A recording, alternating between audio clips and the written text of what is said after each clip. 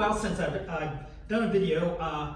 My sister was actually visiting this last week, and so I haven't posted any videos. I've been having a few technical issues. I would have done a video right before she was here, but I was having some technical issues, which I'll talk about in a minute. But today, what I'm going to do is a little more thorough rundown of my gear as it stands right now. I'm still tweaking things a little bit. About a few weeks ago, I did a video talking about my big three, where I stood with those. But now I'm going to do a little more complete rundown of all the things that I'm going to be packing with me. I've got a few extra things here. I'm still sort of like deciding, between a few items. So I've got pretty much almost everything out here that I will probably take on my trip. So real quickly, since I've already talked about my big three, let me go over that again real quickly here. And as I mentioned before with my big three,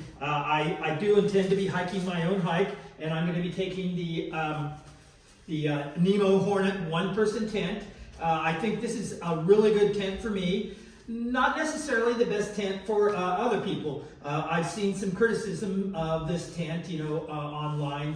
The main thing is that it's a kind of small. But hey, guess what? I'm a small guy, so that really makes it even better for me. It's perfect for my size. But they've also criticized the little vestibule that there is outside for you to put your gear outside, and it is kind of small. But I found that I can easily fit my backpack up under it without any problem. And if I needed to, there's actually enough room inside the tent for me and all of my gear if I chose to do so down by my foot, because I'm short. So I have a few extra inches down at the end of my tent where I could put my whole backpack and everything in there. So this will be a good tent. Yes, I know I could go lighter. I could go with a tent that uses my trekking poles rather than the poles that are in the tent here. But I've decided that the comfort that extra comfort that I get with by having a rainfly on it more than makes up for a few extra ounces that I'm carrying with having my poles in here. Another criticism, and I haven't had the opportunity to actually be out in a real heavy rain in these things, but I'm told that the fabric doesn't hold up extremely well in a heavy rain, tends to stretch a little bit. But I think that's something that I ought to be able to deal with. But I will indeed be seeing some rain on the Appalachian Trail, so we'll see how that goes during my actual hike. So there's my tent, my Nemo, and I am indeed hiking my own hike with that. Now, the thing that I may change, and I mentioned this last time, this is my good old trustworthy Kelty sleeping bag that I've had, I'm thinking for possibly over a decade. I've taken this on the Inca Trail, Mount Kilimanjaro, and all over the place on lots of different hikes. On my shakedown hike that I did at Eagle Rock Loop, and now my shakedown on Eagle Rock Loop, I did the temperature did drop down into the 20s, and this is rated 20 degrees Fahrenheit comfort rating for this thing. But I noticed on that trip on the Eagle Rock Loop that that night that it got down so cold, I'm not too sure if I would call that a comfort rating or not. I was a bit chilly, but I'm thinking that that's because I have a tendency to store this in the bag that it's in right now, and I'm thinking that I don't know if it's because it's been stored in this for so long, or that it's just it's such an old sleeping bag that I think the down in it has gotten compacted, and when the down gets compacted like that, it doesn't do as good a job insulating. So actually, for the last I don't know, several weeks, I've actually had it out of the bag and hanging so that the down can decompress a little bit. And I think I will probably start the trail with this. But if I notice that that it's not really insulating the way I want, and I'm expecting colder weather, and I have an opportunity to upgrade it on the trail somewhere, I might do that. And you know, if I see something come up online or in REI or something that I might be a good replacement for it, but between now and then, I might. So this one's a little bit questionable, but this is my good old sleeping bag that I've taken lots of places, and I think I'm inclined to take it on the Appalachian Trail with me, or at least start with it. So, and then if it does get a little cold, I also have this cocoon, this mummy, cocoon mummy liner that I can use, which will keep me a little bit warmer. It's not silk, so a silk liner would probably offer me a little more insulation, but not bad. Okay, so there's my sleeping system. I also have this pillow, inflatable pillow. It's a Cocoon brand, I believe, also, and I may or may not take this. You know, I'm still the jury's still out on this. I may or not bring it. Now, as far as my my cushion, I have just recently upgraded this Nemo cushion, and it's well, here, my previous cushion is right here. This is what I've used in the past, and you can see it's much takes up a lot more space. It's got a lot of padding in it, but it also inflates. This one has a bit of I'm not sure if it's really padding in there, but some insulation. But it inflates to actually 3 inches. And believe it or not, this one actually has a much higher R rating than this one. So I think this was a good upgrade for me. So that will be my sleeping pad. Now, okay, so that concludes. Well, no, I didn't talk about the biggest thing is my my backpack, which I don't have here right now. I have been, if you've been watching my previous videos the whole way on the Camino de Santiago and my various shakedown hikes, you've seen that I've been wearing a Granite Gear Crown 3 60-liter backpack, and that's much more than I need. I don't need 60 liters for sure, but it's been a good backpack for me. And the thing that I liked about that is that the brain can come off, and you can use it as a nice, really large fanny pack. If you've watched my my Camino videos, and you'll see that pack that I had all kinds of stuff in there, that fanny pack on the front, which was actually the brain for my Granite Gear backpack. But I have upgraded to a Hyperlite Junction 40-liter backpack, which I think will actually serve me much better on the Appalachian Trail. So, all right, so now I've covered my my big three. So now let's get on to more detail what's going to be in that backpack. And we'll start with my apparel, I guess. And as far as like cold weather gear, and here again, I'm not going to be bringing all this. These are some of the things for the cold weather that I am contemplating. And I will be bringing these. These are Icebreaker thermal long thermal underwear, which on cold nights I plan on, I'll get on that. So in addition to my sleeping bag and my mummy liner, I'll also have these, and I should be able to stay pretty warm. And another reason why I think I'm probably going to stay with my Kelty backpack, because I also have this option to keep myself warm a little bit. You know, I sleep a little bit warm, especially my feet. My feet always get hot, so you know, a lot of people talk about bringing extra socks and stuff for their feet. Not me. And in fact, one of the reasons I like that Kelty backpack is that you can unzip it from down by the feet, and I can actually stick my feet out if my torso is still a little chilly, but my feet are getting hot. That's one of the things that I like about that Kelty backpack. Okay, so but these I will definitely be taking. Now I'm deciding. This is an Icebreaker top. Okay,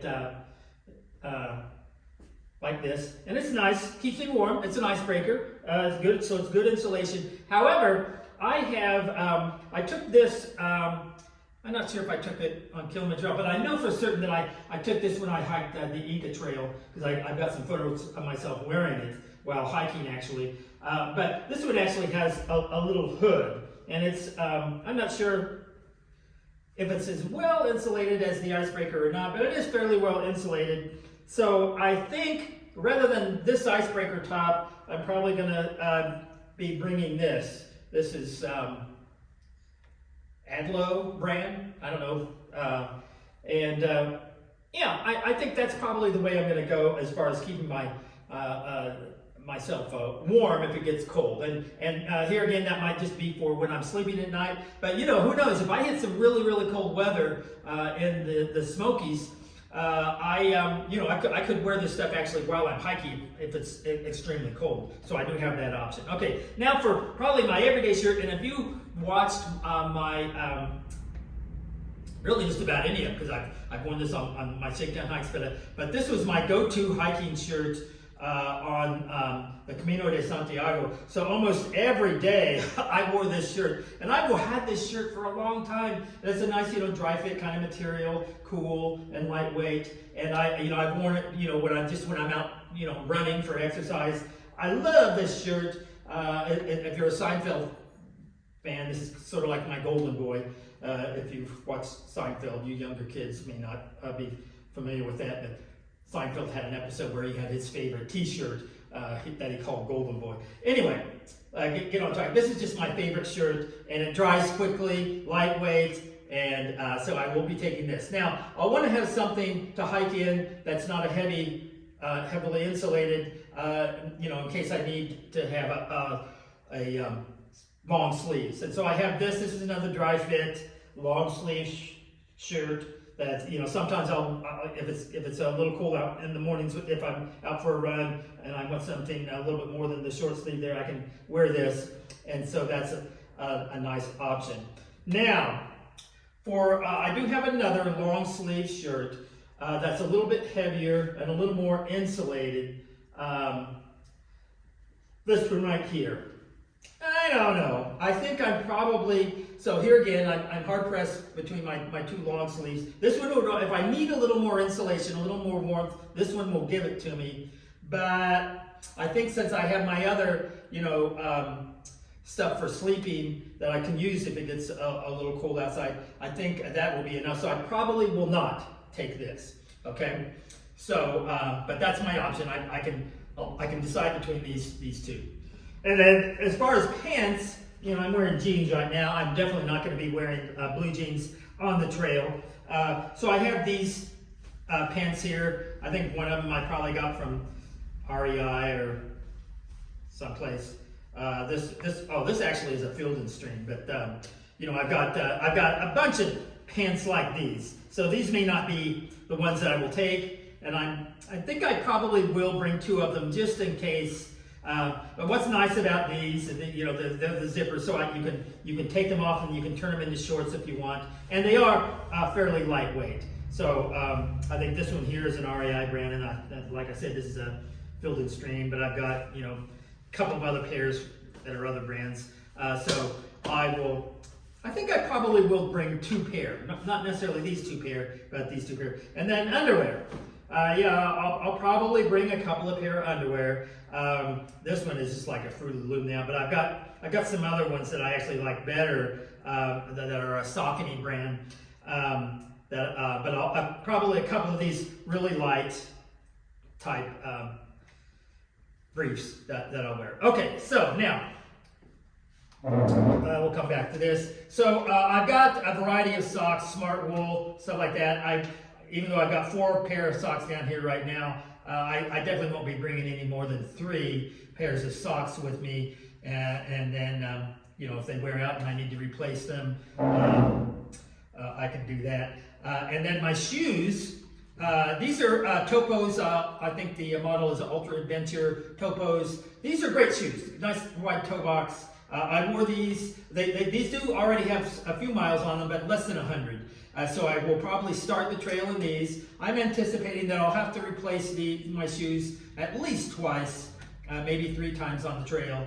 But I don't wear Thru shoes like a lot of other people do. I don't know why, but I can get a lot more miles out of my shoes than the average person. So anyway, these Topos, I wore these, basically the only time I've really worn them on trail is on my shakedown hike at Eagle Rock Loop, and they served me well. There was a lot of water crossings on that one. These things got soaked, but they dry quickly because they're trail runners, running shoes. They're not hiking boots. They're running shoes, and so they're designed to whip moisture away, and so consequently they dry quickly when they do get wet. They did a good job for me when I was hiking the Eagle Rock Loop through a lot of water crossings. So I'll start the trail with those, and I've worn lots of different shoes. And in fact, the shoes I've got on right now, these Karhus, are trail shoes that I wore the whole time on the Camino de Santiago, and I went all the way to Finisterre. So I probably just on the Camino, that's nearly 600 miles, I think, at least 550 when you consider my trek to Finisterre as well. So I probably have well over 700 miles on these things right now, and they're still quite comfy, and they don't show a lot of wear, but that's enough mileage that I don't want to start the trail with those. Okay, so, and then as far as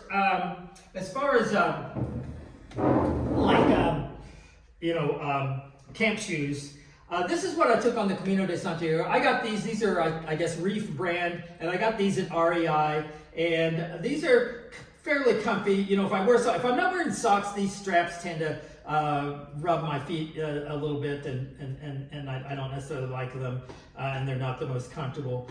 But if I wear socks, they're nice. But I don't think I'm going to take these on the trail. I might get something different. Now, I also have these water shoes. It's a body glove that I've worn when I've been, doing other water things. And these actually are quite comfortable. So I might, right now, I'm leaning towards not bringing these and not necessarily buying anything else, and maybe using these for my camp shoe, because they are, pretty comfortable to walk around in.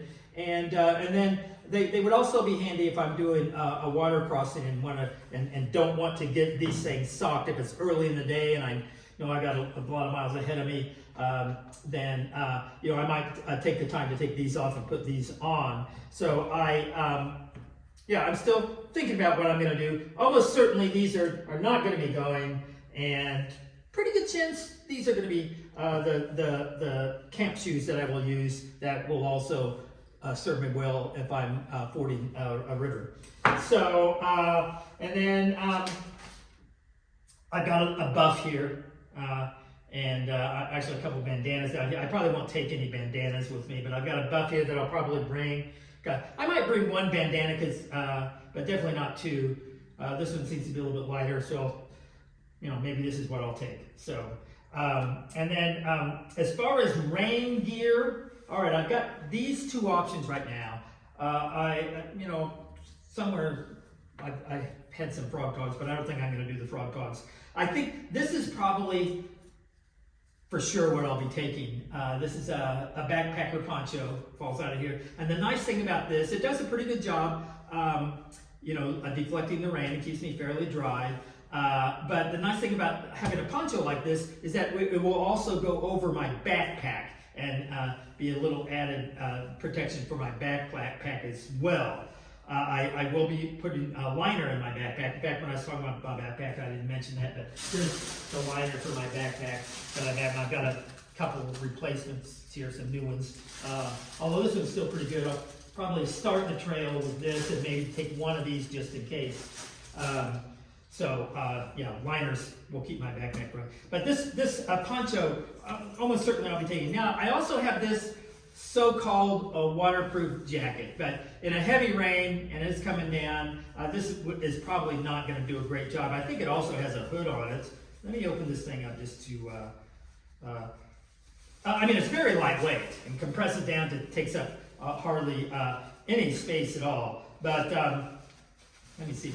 I'm pretty certain it has a hood.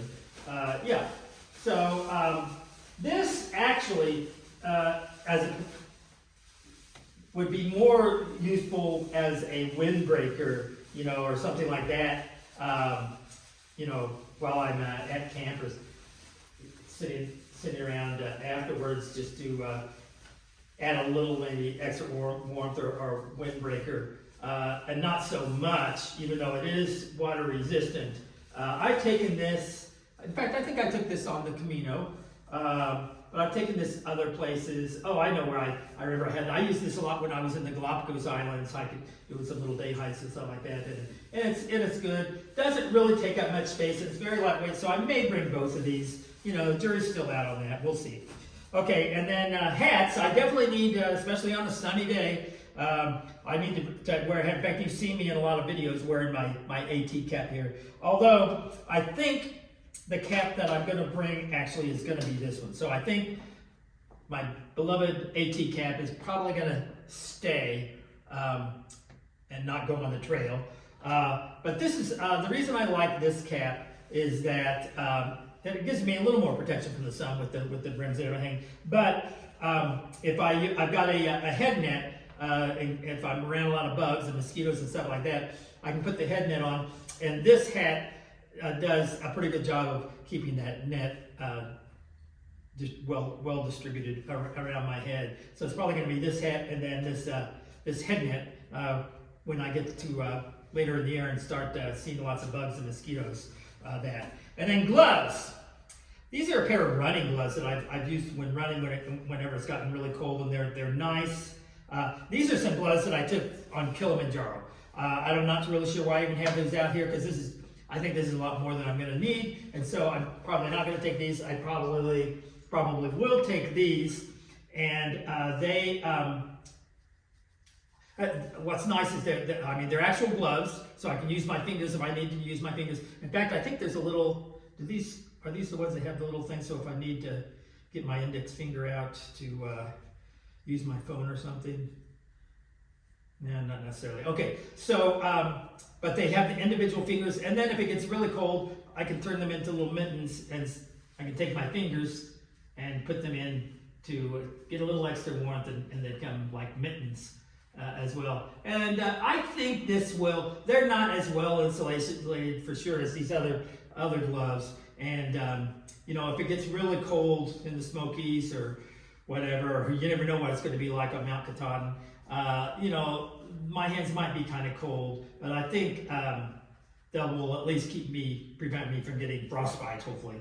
So, all right, let's move on. I've talked about that. Let's move over here, and my puppy coat. I do have a puppy coat that I'll be taking. This is Cotopaxi. It's got a picture of a little llama or something on there. And it's just your basic puppy coat, which I don't think I'll be wearing much. In fact, it'll probably be on cold nights sitting around the campfire or something like that. If I'm wearing that, I probably won't be wearing this much hiking, unless, you know, here in the Smokies, if it gets really cold. Yeah, the problem is that it's down, and and if it's cold and rainy, I don't want to be wearing it because it's not effective in the rain. So, and then my trekking poles right here too. These are my Black Diamond trekking poles. Okay, so moving on to my food and water. Here's my bear bag right here. Got a bear bag for hanging. Yeah, I guess there's portions of the trail where that will not suffice. They will require me to use a canister, and so I'll be doing some research on that. Whether or not maybe it makes sense for me just to forego the bear bag and just use the canister the whole way, but that's extra weight and takes up space. I'm not really sure. I got to be doing more research on what's the best way to handle that for those sections that actually require a bear canister. But I got my bear bag here, my little rock bag for hanging it and all that. And this is a bunch of stuff left over from previous hikes. I got some meals here that these days almost never expire, so they're still good. I will probably not be eating a lot of this stuff on the trail for a number of reasons. One reason is, in recent years, I've been trying to eat more healthy. In a previous video, I talked about that as being what I consider one of my keys to success, just having a healthy diet and you know, to prepare myself for the trail. The problem is on the trail, it's a lot harder to eat healthy, so my options will be limited.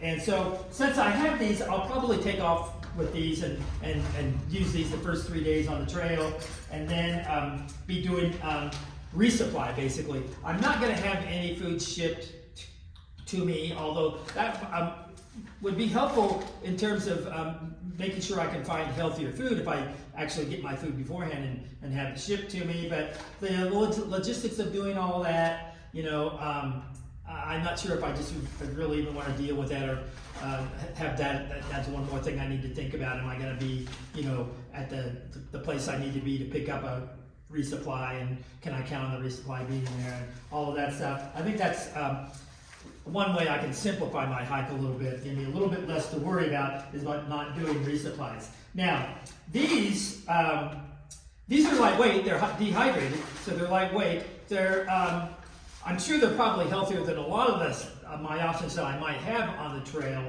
but they're not necessarily that healthy.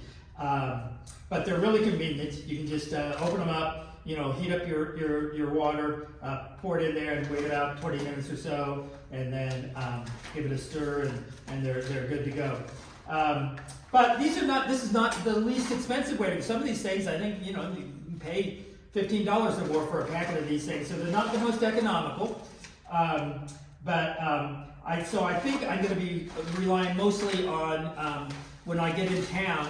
Hopefully there'll be a place there that has some food that's, a little healthy. I'll try to avoid the Snicker bars and all that, and not too much ramen.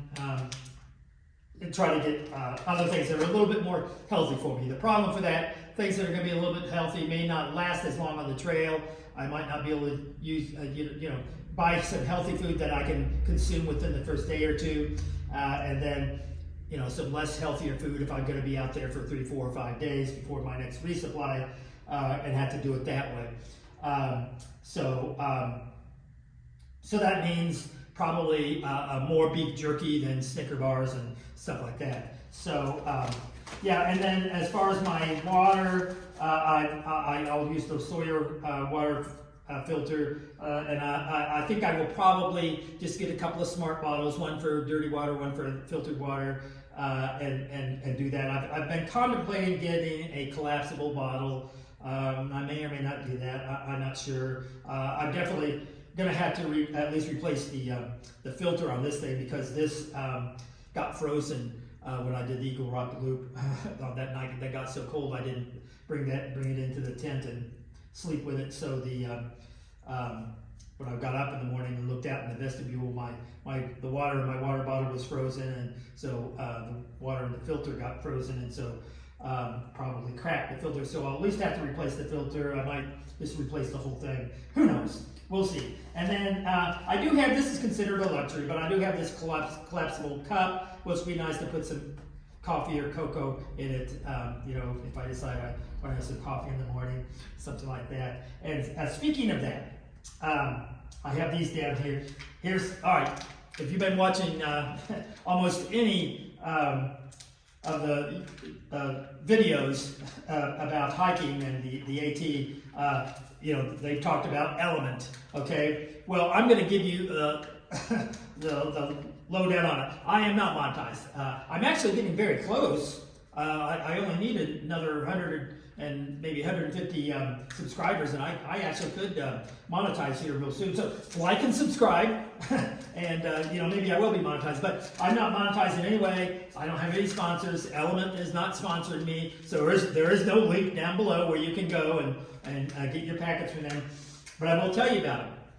All the other videos, will tell you, how great they are, and they are good. Okay, it has none of the bad stuff in it. So I've told you before that I'm really wanting to stay healthy, and this is the way to do it. It doesn't have any of the bad stuff in there. No artificial colorings, no sugar, stuff like that. It's just the basic stuff you need: sodium, potassium, magnesium, stuff like that. And the other videos, they'll tell you how delicious they are. Well, they're not bad, but frankly, there are other electrolyte drinks out there that have some of the bad stuff in them, mainly sugar and stuff like that, and those taste pretty good, and these I wouldn't say necessarily taste any better. Most of them taste okay, but I'll tell you, the main thing is when you're replacing those electrolytes, it's mainly the sodium or the salt, and so almost all of them have a bit of a salty taste to them. That doesn't necessarily mean they taste bad. But you can definitely tell you're getting your sodium in there when you drink them, and they're not bad. And there's different flavors, and they do taste pretty good. A lot of them have a little kind of a little spicy kick to them, which is I personally like that, and it's good. Now I'll tell you what I was first when I first ordered them, I ordered 4 different flavors, 4 boxes with 4 different flavors, including, I thought, oh, that chocolate salt, that sounds really good. So I ordered a bunch of that. And I poured it into, the first time I poured it into one of my smart bottles with water in it. And the water was cold or lukewarm or something like that. I tasted it, I thought, dang, that doesn't taste as good as I was hoping it would taste. So you're getting an honest assessment of element here. However, I eventually tried it in some warmer water, and in particular, if you have some coffee, if I bring a few like instant coffee packets with it, and then you put this in there, and then even I got some little packets of stevia that I might even bring some of that with me. If you put that into your coffee, the chocolate salt in with your a little bit of coffee, and then if you want it a little bit sweeter, you can put in a little packet of stevia. Dang, that's like a nice little cup of hot cocoa, and it's pretty good. Yeah, there's an honest assessment of element. Not that the other people aren't being honest, but they talk about how it tastes so wonderful. Well, yeah, it tastes good, and you can tolerate it. But the chocolate salt, I've got a feeling if you try that just in some water, you might not like it. But if that's the case, don't decide you don't like element. Try it in some warm water and maybe with some coffee, and it tastes a whole lot better. Okay, so I've almost talked about element as much as the people that are getting paid to talk about it, but that's a little more objective assessment of element. And then I've got my titanium spork here, and I also have a Sea to Summit little bottle opener, and then has a little spork on the end, which this is so small, it takes up hardly any space and weight. I'll probably bring this too, although some people might say this was not necessary, but it'd be nice if I ever need to open a bottle, something like that. But I won't get rid of this, because if you're eating out of a bag like that, you need that extended handle in order to eat out of something like this. Okay, so is that, yeah, that's what, actually I got a bag of nuts here left over from one of my previous hikes that I never opened, so I might as well, start the trail with that just so I have a snack right away. Now, and then I haven't talked about my cooking system here. I've got this MSR stove right here, and then I've got I'll be bringing a couple of Bic lighters, 2 just in case one. It's a bummer if all of a sudden one of them's not working and you don't have a replacement. So I will be bringing 2. I actually have a 3rd one in here, but I'll only be bringing 2. And then here's something I saw online. I thought, hey, that might be handy. And this is a little thing that if you've got just a little bit of fuel left in one tank and you want to transfer it to another tank before you throw it away, you can actually connect 2 tanks and move the fuel from one tank into another, which can save you a little money, and then you can toss the second one. Now, I will not be bringing, in fact, I think this is empty anyway, it's really light, but even if it had fuel in it, I can't take it on the plane, so when I get to Atlanta, before I hit the trail, I'll have to replace this, maybe at the Welcome. I bet you they sell these at the Welcome Center. I'll check, and I might just wait and get it there. But this is the canister. But the nice thing about this this pot here is this is Sea to Summit, probably. I don't know what it is, but you can it's titanium, and you can just drop the canister right in there like that, and then it fits your stove. The stove comes with a little thing to hold it in, but that would not fit in here, so I don't have that. I'll just put my stove in there, and then I can put my 2 Bic lighters in there, and even this thing right there. There's plenty of storage room, and there you go. So, all right. So as far as I think that pretty much covers as far as my meal preparations and water and stuff like that. Okay, so now let's go to my personal hygiene and health and stuff like that. I do have a little thing for my medical kit, and I'm going to have to go through and make sure I have everything I need in there. But I've got some ibuprofen probably, and a few little bandages. But I've got probably the only thing from here that I actually used.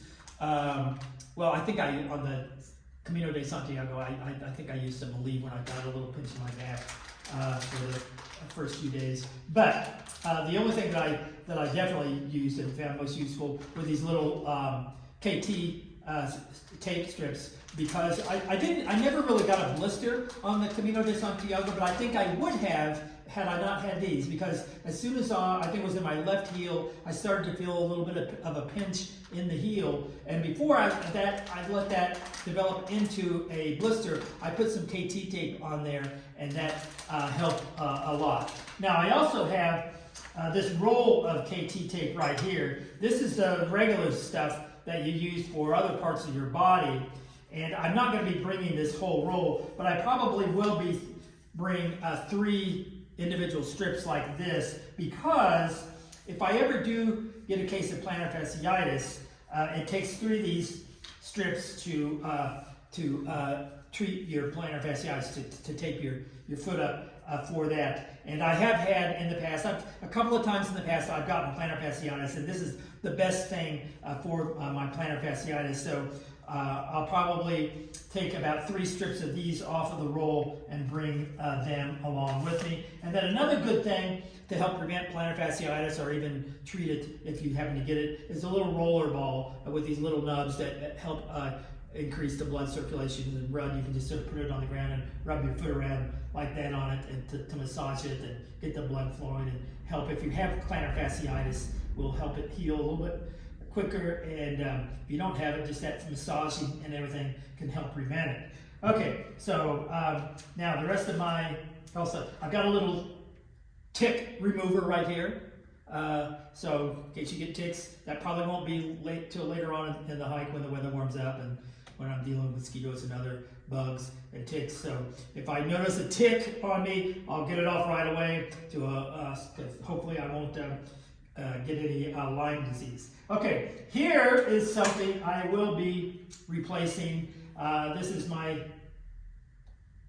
little shovel for digging cat holes, and I think I carried this on the Camino de Santiago, but never had an occasion to use it. But when on the Eagle Rock Loop, I definitely had occasions to use it. And that particular trail, I think it's probably a whole lot like the Appalachian Trail. And there were places on that trail where the ground was extremely hard and rocky, and this was really difficult to get, a hole as deep as they tell you to dig them.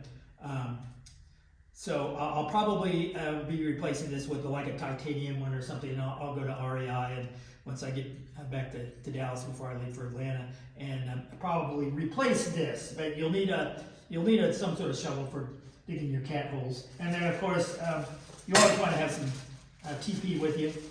And I even have a little thing to put on my smart bottle, a little bit bidet thing that I've never used it. But in fact, I don't even know where it is. Maybe I don't have one anymore. But I thought about trying one of those. Okay.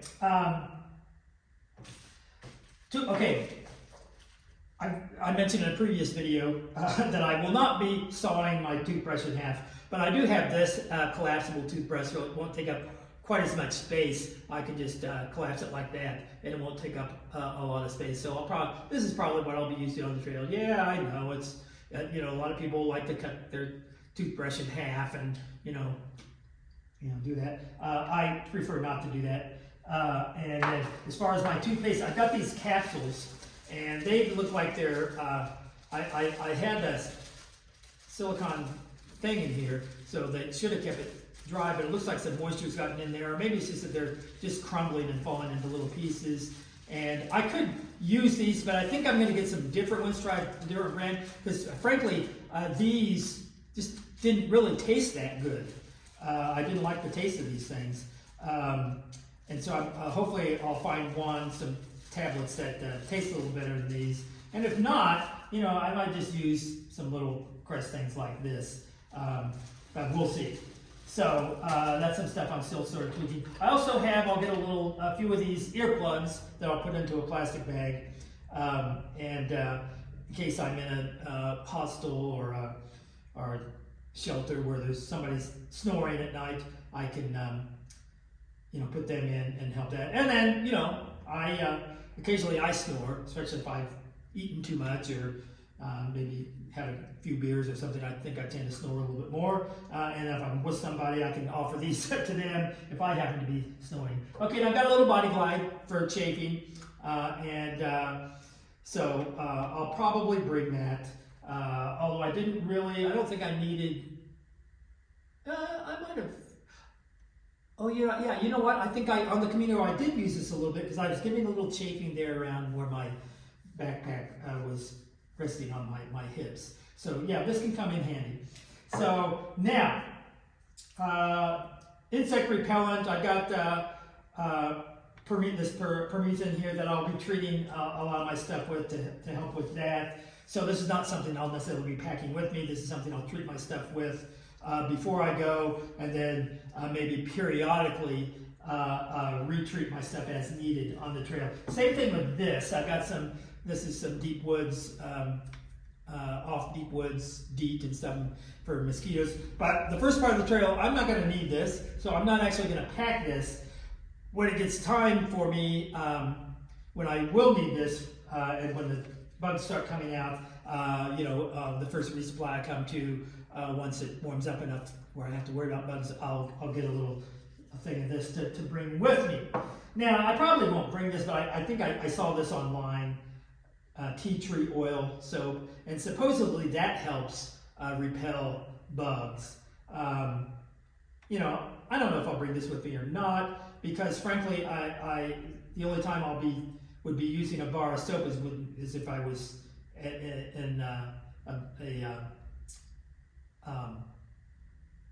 keep wanting to say albergues, but a hostel along the way, or possibly even a hotel. So I think I probably won't bring this. Now I got these things too. These are insect repellent, bug repellent, but they're little stickers. I got a feeling these are probably not that effective, but they don't weigh hardly anything. So maybe I might try these out. We'll see. Okay, so that pretty much covers. Oh, and then I got these. These are my prescription brand sunglasses. I don't really think I will need them as much on the AT, at least definitely not in the early part, as I will on others. These are prescriptions, but they're kind of old, and I need a new prescription. But I do have these sunglasses, and yeah, I do. As you can see, I wear glasses. So regular sunglasses, I'm sacrificing my vision to wear those. So, but I do have these that are prescription, and I'll probably bring them. And the bad thing about sunglasses is you lose them all the time. And I've been really careful with these because they're expensive since they're prescription. But if something happened to these on the trail, they're old anyway, and it won't be a big loss. So now, I think the only thing I haven't talked about so far is my electronic equipment. So let's walk around over there. Okay, so now here's where I've got a few concerns. Well, I've got my Garmin InReach, and yeah, I'll bring it. Although I'm on the AT, I'm really kind of feeling like I don't really need it, but and that's fine until you do need it. So I think I probably will bring that. And then here's I didn't mention this earlier. I got a little utility knife. That's a scissors and knife thing. So I can use these as scissors, like that. And then I got some blades in here. And this is really small, lightweight. So I'll probably bring this in case I need something like this. So I've got that as well. Now, my electrical devices, I've got this Nikkor headlamp that I can use. It's rechargeable. And I also have, for when I'm in my tent, it's a lot easier. I got this is a little LED light that actually got these little legs on it that you can attach it to just about anything you want, which is really convenient. But I like to just stick it, my Nemo Hornet tent has a little pocket up in the roof, and I can just stick it up there. It's a nice little light for the whole tent. So I've got that. Now, my other stuff. Since I do plan to vlog on the trail, this stuff is a lot more important. And my power bank is this Nightcore 10,000 mega amp charger.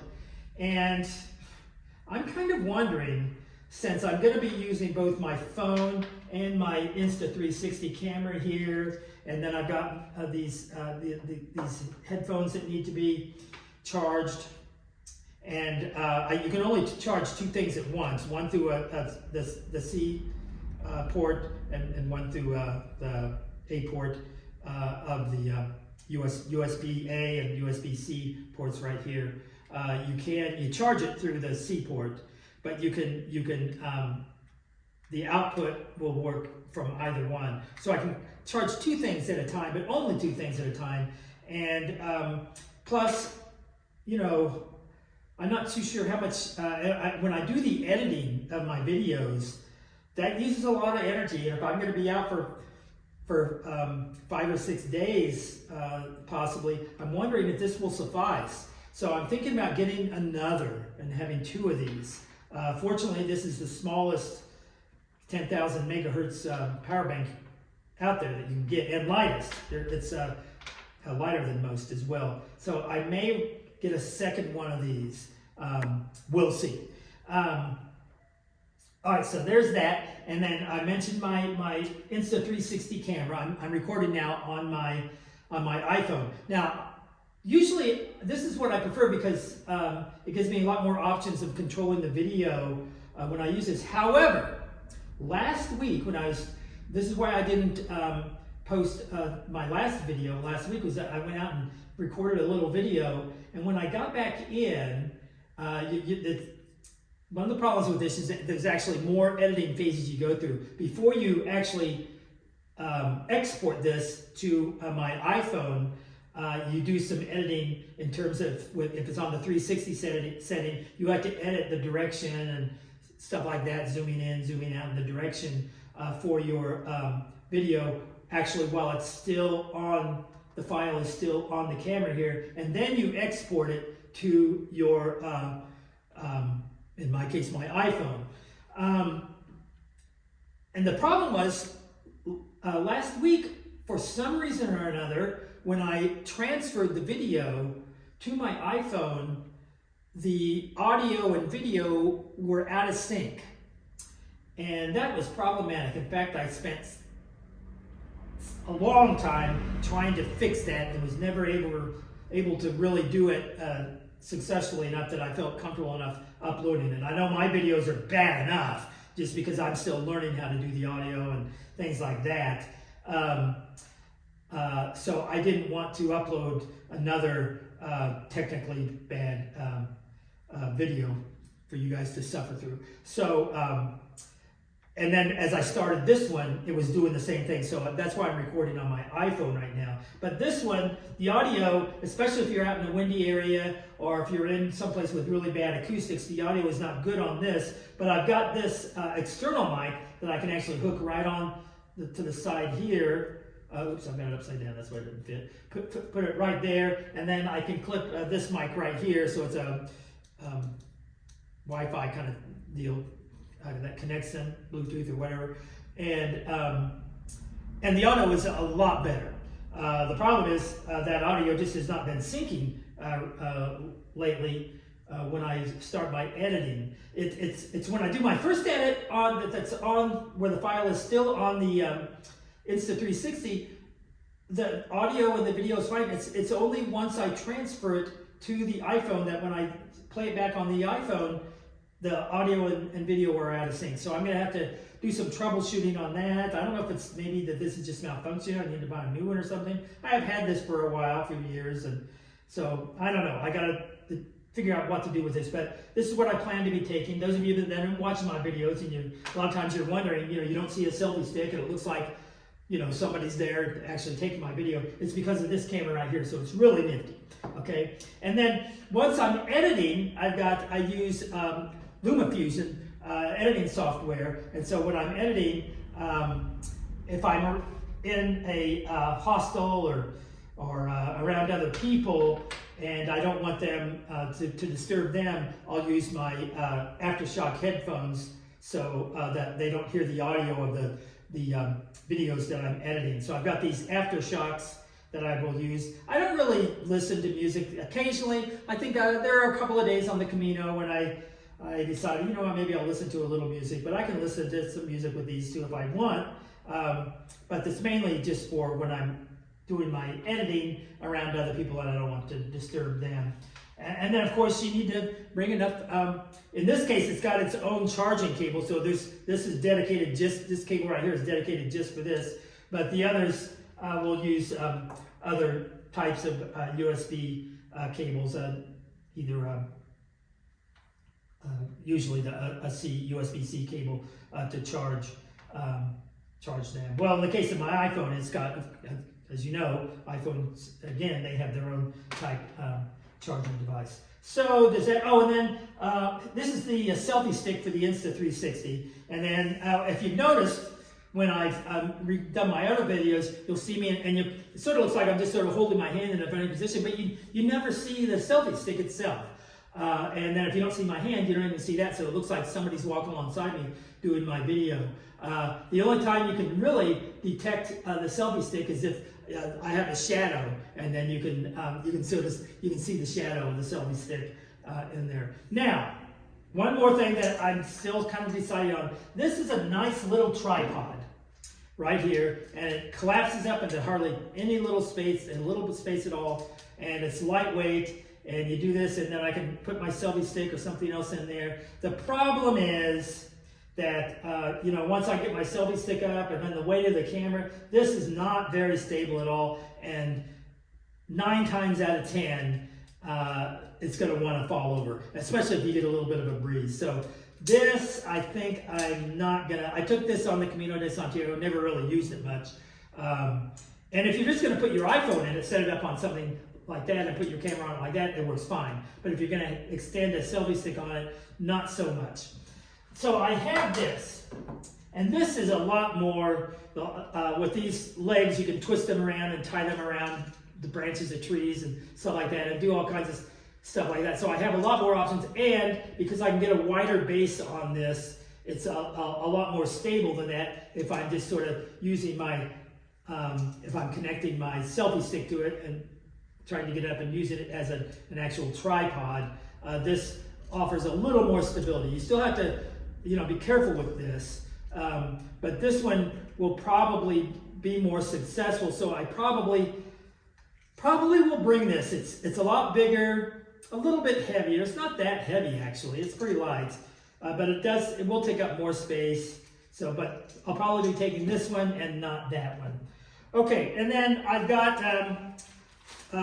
This is a little, since I won't be taking my granite gear where I can use the brain as a nice big fanny pack, I do have this one right here, which is made up of that really lightweight material, and it has a separate pocket here in the front, and then on the inside it has another pocket, you know, that you can open up and keep things separated in there. And then actually within that pocket, there's yet another pocket where you can put, you know, something important, keys or something. So there's lots of different storage. The only thing I don't like about this, especially compared to that nice big granite gear brain that I had up on me before, there's not a lot of room in this one. So it would be great if I could find something just like this, but about twice the size would be great. But I will be bringing some sort of fanny pack with me. And then, so I've got also a few bags like this. So I'll get all this stuff organized in just a few bags like this. I got this from REI, and separate my toiletries from, you know, maybe some of my other things, and just to make them, keep them organized. Get a small one for my electric gear, and yeah, so 2 or 3 of these things at the most will be used to keep things organized. So I think that's about it. So if you got any questions, and in fact, you know, if you think I'm making a big mistake with something, you know, well, I am hiking my own hike, but you know what? You might have a better idea, and maybe it might be a good idea for me to think about the way you're hiking your hike. So feel free to leave comments about if you think I'm doing something wrong, or if there's something that I've missed, and inevitably there's something I probably haven't mentioned on here that I probably should have. Oh, hand sanitizer. I don't think I have any hand sanitizer out here. So something like that I've left out. Let me know. Leave it in the comments. And in the meantime, happy trails.